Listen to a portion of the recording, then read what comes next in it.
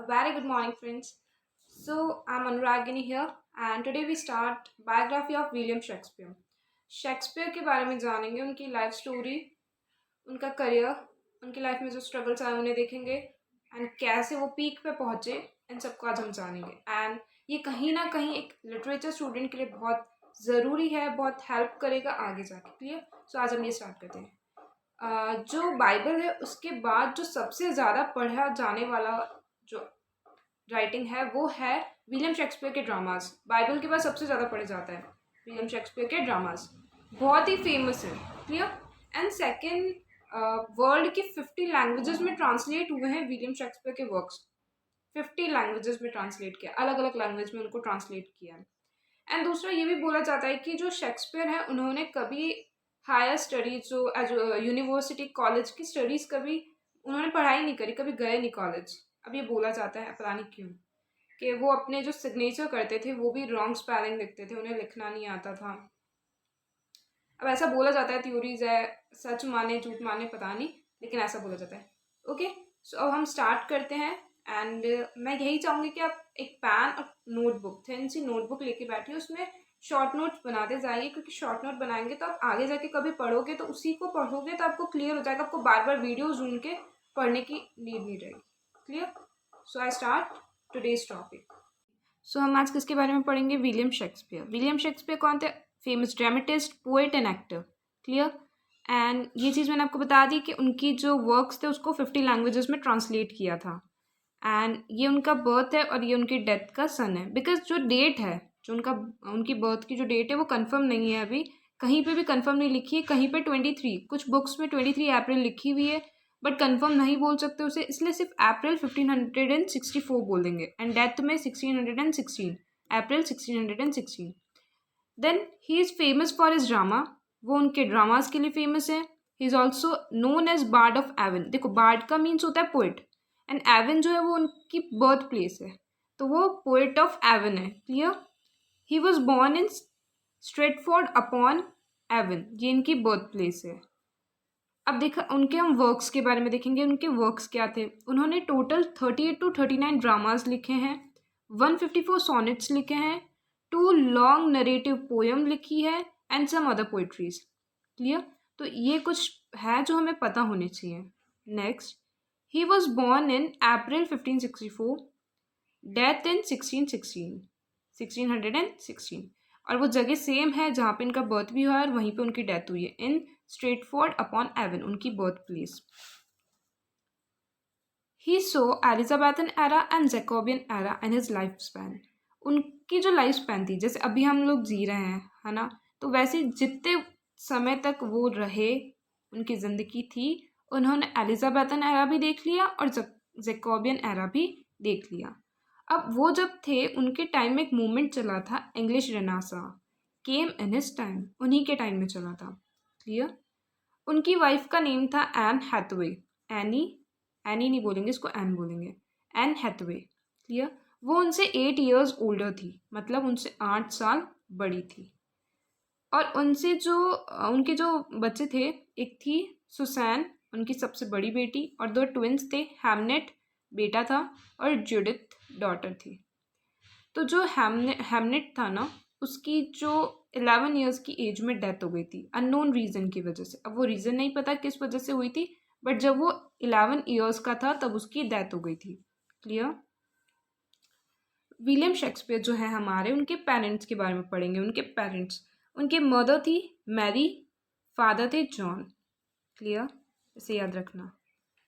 1582 में William Shakespeare की शादी हुई थी, जब विलियम शेक्सपियर कितने थे? 18 years के थे। विलियम शेक्सपियर कितने थे? 18 years के।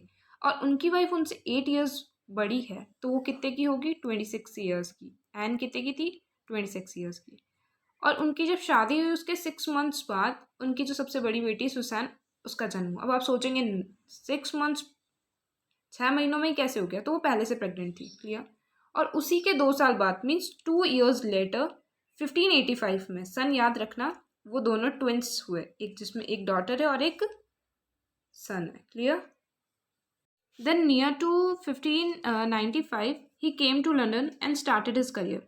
फिर 1595 में वो लंदन आ गए और उन्होंने अपना करियर स्टार्ट किया। He become the owner of his drama company Lord Chamberlain's man. उन्होंने अपनी एक ड्रामा कंपनी स्टार्ट करी, मतलब वो उसके ओनर बने, उसका नाम रखा लॉर्ड चैम्बरलेंस मैन। आगे जाके इसका नेम चेंज होगा, मैं आपको बताऊंगी चेंज होगा क्या नेम है और क्यों, किस रीज़न पे चेंज हुआ है। पर अभी जो उसका नेम है उसे याद रखना, Lord Chamberlain's man. Clear. He was active writer till 1613। वो 1613 तक राइटर थे, मीन्स तब तक उन्होंने अपना जो करियर का जो वर्क है, अपनी राइटिंग, वो जो लिखते थे, पोइट लिखते, मतलब पोइट्रीज लिखते थे, ड्रामाज लिखते थे, इन सबको उन्होंने कंटिन्यू रखा टिल 1613 तक। At the age of 49 he took full retirement. Clear. 49 की एज में उन्होंने रिटायरमेंट ले लिया, मतलब अपना काम वगैरह जो सब छोड़ दिया। और उसी के 3 साल बाद, means at the age of 52, उनकी डेथ हो गई। फर्स्टली दे रोट कॉमेडीज, सबसे पहले उन्होंने कॉमेडीज लिखी, उसके बाद जो हिस्ट्री प्लेज होते वो लिखे, देन ट्रेजेडीज। और ट्रेजेडी उनकी सबसे फेमस थी, जो उनकी ट्रेजेडीज है वो सबसे फेमस है। एंड उसके बाद उन्होंने ट्रेजिक कॉमेडीज भी लिखी उनके लास्ट ईयर्स में, मतलब उनके जो लाइफ के लास्ट ईयर्स थे उसमें उन्होंने ट्रेजिक कॉमेडीज भी लिखी। अब मैं आपको ट्रेजिक कॉमेडी का मैं आपको एग्जांपल देती हूँ। अगर आपने मर्चेंट ऑफ वेनिस पढ़ी है, जिसमें शाइलॉक, पोर्शिया, बेसिनियो, ये सब होते हैं, तो वही इसका एक एग्जाम्पल है, रोमांटिक ट्रेजिक कॉमेडी। क्लियर, इसे याद रखना। Then his two friends in that drama company. अब उसकी ड्रामा कंपनी में उसके दो दोस्त भी थे, John Hemings and Henry Condell. Clear. तो उन्होंने क्या किया, शेक्सपियर का जो फर्स्ट पोलियो था उससे पब्लिश कराया। कब? 1623 में, उसकी डेथ के बाद 1623 में। क्लियर। फर्स्ट पोलियो उसे पब्लिश कराया। और जो फर्स्ट पोलियो था उसका जो प्रीफेस है वो किसने लिखा? Ben Jonson. वो भी एक बहुत अच्छे फ्रेंड थे किसके? विलियम शेक्सपियर के। और उन्होंने एक लाइन भी लिखी थी, कोट करी थी, not of an age but for all time. Not for an age but for all time. Clear. Ben Jonson ने उसका प्रीफेस लिखा था, याद रखना। और पब्लिश किसने कराई थी? जॉन हैमिंग्स और हेनरी कॉन्डेल। क्लियर। अगर हम शेक्सपियर की एजुकेशन की बात करें तो वो कहाँ से मिली उन्हें? King's new school grammar school, ये वही थी इनके birth place, Stratford upon Avon में। ये एक चैरिटी की स्कूल थी, तो वहीं से इनकी स्कूलिंग लाइफ हुई। Then Shakespeare lost years. Okay, तो शेक्सपियर के लॉस्ट ईयर्स किसको बोला जाता है? जब उनके बच्चे हुए उसके बाद 1585 से 92 का जो फेज है, ये सालों के बारे में कहीं कुछ नहीं लिखा हुआ है कि क्या हुआ था, किसी को कुछ नहीं पता। इसलिए इन सालों को बोला जाता है शेक्सपियर्स लॉस्ट ईयर्स। इन्हें याद रखना। इसके कुछ कहते हैं कि उस टाइम शेक्सपियर लंदन चले गए थे, भाग गए थे घर छोड़ के, स्ट्रगल किया वहाँ पे उन्होंने, ड्रामा के वहाँ थीटर्स पे काम किया, ऐसा सब बोला जाता है, बट किसी को कुछ भी नहीं पता है। ये लॉस्ट ईयर्स है। क्लियर। देन 1603 में क्वीन एलिजाबेथ की डेथ हो गई थी, और उसके बाद जो उनकी गद्दी पे जेम्स फर्स्ट बैठ गए थे। तो जेम्स फर्स्ट ने रॉयल पेटेंट बना दिया टू दिस कंपनी। उनकी जो कंपनी थी ना, Lord Chamberlain's man, Lord Chamberlain's man, आपने लिखा होगा, वो कंपनी थी, उसे रॉयल पेटेंट बना दिया। तब से उसका नाम चेंज हुआ और उसका नाम हो गया क्या? किंग्समैन। तब समझ आ गया, पहले उसका नाम क्या था? Lord Chamberlain's man. एंड जब ये 1603 में एलिजाबेथ की डेथ हुई, उसके बाद उसे रॉयल पेटेंट बना दिया और उसका नाम रख दिया किंग्समैन उस कंपनी का। तो ये दोनों याद रखना कि पहले क्या नेम था और 1603 में वो नेम चेंज होके क्या हो गया और किस रीज़न से चेंज हुआ। क्लियर। बहुत इंपॉर्टेंट थिंग्स है। Next, in 1599 Shakespeare started in partnership a Globe theatre in southern of Thames river. वहाँ पे उन्होंने, शेक्सपियर ने एक ग्लोब थिएटर उसको बनाया, उनका खुद का थिएटर था। अगर पूछे ग्लोब थिएटर किसका था, तो शेक्सपियर का था। उन्होंने उसको स्टार्ट किया, और उस ग्लोब थिएटर में ये होता था कि वहाँ कोई भी आ सकता है। ऐसा कोई, मतलब वहाँ पे पार्शलिटी नहीं होती थी कि सिर्फ अपर क्लास पीपल आ सकते हैं, या सिर्फ मतलब एक फिक्स कर देते थे कि इसी क्लास के पीपल आ सकते हैं या अमीर लोग ही आ सकते हैं। ऐसा कुछ भी नहीं था, वहाँ कोई भी आ सकता था। और जितनी ज़्यादा भीड़ होती थी, और बोलते हैं बहुत अच्छा होता था, तो वहाँ सबको अलाउ था, सब आ सकते हैं। तो यहाँ से क्या हुआ कि बहुत अच्छा मतलब चलने लग गया थिएटर। एंड बोलते हैं कि 1000 ऊपर टूरिस्ट यहाँ आते थे, बहुत ज़्यादा। तो ये बहुत अच्छा चल रहा था। इस वजह से जो इन्वेस्टमेंट हो रही थी शेक्सपियर की, उसने बहुत सी प्रॉपर्टीज़ ले ली लंदन में भी ले ली और अपने स्ट्रैटफोर्ड अपॉन एवन जो उनका बर्थ प्लेस था वहाँ पे भी उन्होंने ले ली। तो उन्होंने बहुत अच्छी इन्वेस्टमेंट वगैरह कर ली और इसके बाद से वो उनकी लाइफ बहुत अच्छी चलने लग गई एंड वो लेवल पे आ गए, बोल सकते हैं कि उनकी लाइफ सेट हो गई थी। 1610 the retired he retired from public life not from writing. अब मैंने बताया था कि 1613 में उन्होंने राइटिंग से रिटायरमेंट लिया, बट 1610 में उन्होंने पब्लिक लाइफ से रिटायर ले लिया था क्योंकि उस टाइम कोई प्लेग नाम से कोई बीमारी फैल गई थी वहाँ पे, तो उस वजह से ये उन्होंने पब्लिक लाइफ से तो रिटायर ले लिया। He wrote in collaboration with John Fletcher play writer and to spend time with his son in law John Hall. उन्होंने क्या किया, कोलेबोरेशन मीन्स साथ में काम किया, साथ में अपना लिखा। किसके? जॉन फ्लैचर, एक बहुत ही अच्छे प्ले राइटर हैं, उनके साथ लिखा। एंड वो जो अपनी लाइफ आधा टाइम जो स्पेंड करते थे वो उनका सबसे बड़ा वाला जो सन इन लॉ था जॉन हॉल, सुसैन का हस्बैंड, उसी के साथ स्पेंड करते थे, वहीं रहते थे उनके साथ। He completed his last play in 1613। उन्होंने जो अपना लास्ट प्ले लिखा वो 1613 में लिखा। कब लिखा? 1613 में उसे कंप्लीट कर लिया। And also took retirement from his writing career, और 1613 में उन्होंने रिटायरमेंट भी ले लिया अपने करियर से, अपने राइटिंग करियर से। Clear? Last years of his life he spent at Stratford upon Avon. ये उन्हीं की वो जगह है, वहाँ पे जो घर बना है वहीं पे उन्होंने अंतिम साल जो उनके 3 साल थे जिंदगी के वो वहीं बिताए। और फिर क्या हुआ, वहीं पे एक चर्च था उनके पास में, वहीं उनकी ग्रेव बनी, उनकी कब्र बनी, और उस कब्र पे कुछ लिखा हुआ है, इसे पढ़ना। Good friends for Jesus sake forbear to dig the dust enclosed here, blessed be the man that spares these stones and cursed be he that moves my bones। अब इसका मीनिंग ये कि इसमें बोला है कि जो भी मेरी बोन्स को हाथ लगाएगा, जो भी इन्हें खोदने की कोशिश करेगा, डिग मीन्स खोदने की कोशिश करेगा, तोड़ने की कोशिश करेगा, उसे श्राप लगेगा। ये सब इसमें बताया, तो कोई से हाथ ना लगाए, ये सब इसमें लिख रखा है। अब जो मैंने बोला उन्होंने अपना लास्ट प्ले कंप्लीट किया था, कब कंप्लीट किया था? देखो 1613 में उन्होंने अपना लास्ट प्ले कंप्लीट किया था। तो उसी प्ले का नाम क्या था? The two noble kinsmen. तो इसे याद रख लेना, द टू नोबल किंग्समैन जो लास्ट प्ले था 1613 में उन्होंने कंप्लीट किया था। He wrote his best tragedies in Jacobean era. Means ऐसा बोला तो जाता है कि जो शेक्सपियर है वो एलिजाबेथन मतलब ट्रेजेडीज मतलब उस टाइम की फेमस होती थी, लेकिन नहीं, जो उनकी बेस्ट ट्रेजेडीज है वो जैकोबियन एरा की है। क्लियर? तो इसे भी याद रखना।